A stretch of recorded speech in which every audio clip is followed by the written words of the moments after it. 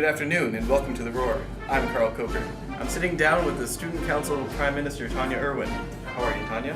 I'm good, Carl. Thank you for asking. So, Tanya, what initiatives does Student Council have planned for the year? Well, in September when we had our first planning meeting, we decided that we wanted to really focus on social justice issues, environmental issues, bullying issues, and just health-related issues for our students. And throughout the year, we've planned different things surrounding those, like, for instance, our current anti-bullying campaign that we're running. We also ran many social justice initiatives, and we plan on continuing that next year as well. And also our multicultural event, just things like that all year that we've been running. So, what do you think was the most successful event this year so far? I would say the very first dance we had, the Much Music dance, we sold out before the dance had even happened, and from what I heard, everyone had a lot of fun. Are there any upcoming events that we should be excited for? Actually, yeah. We have the dodgeball tournament. It's coming up, and teams can be registered still.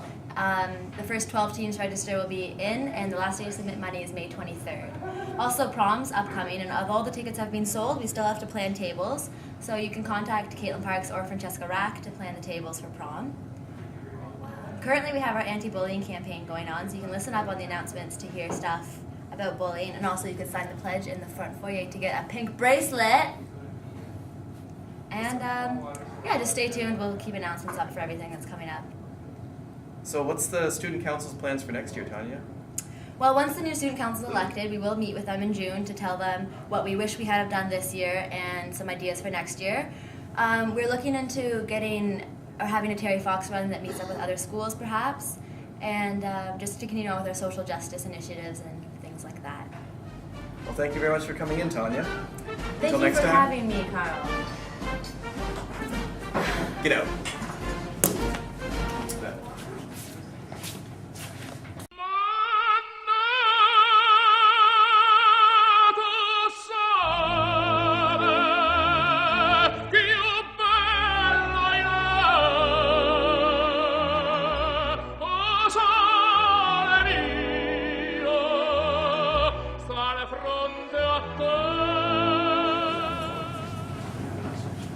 Hello and welcome to The Roar. I'm Carl Coker.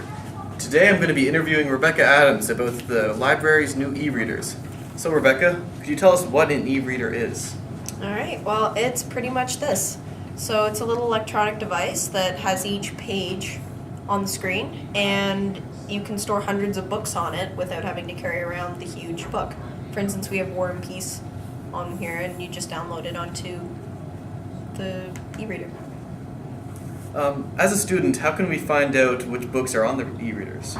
If you go to the library catalog, it'll tell you which ones are on there. So if you want to take out, we've got Tom Sawyer here, so if you look that up, you'll find that it has the option of the e-reader, so it's got a little E beside it, and you can take it out on that. Tell me about the procedures and expectations for using the e-reader. It has a 2-week loan period, and the only problem is that if it's late, because we only have 2 of them, and so we want them back pretty soon. If it's late, then you get a 50-cent fine, as opposed to the 10-cent fine. Are there any other downsides to having an e-reader? Well, the only thing is we're concerned about piracy, but that's up to people to decide. Thank you very much, Rebecca. You're welcome. I want one.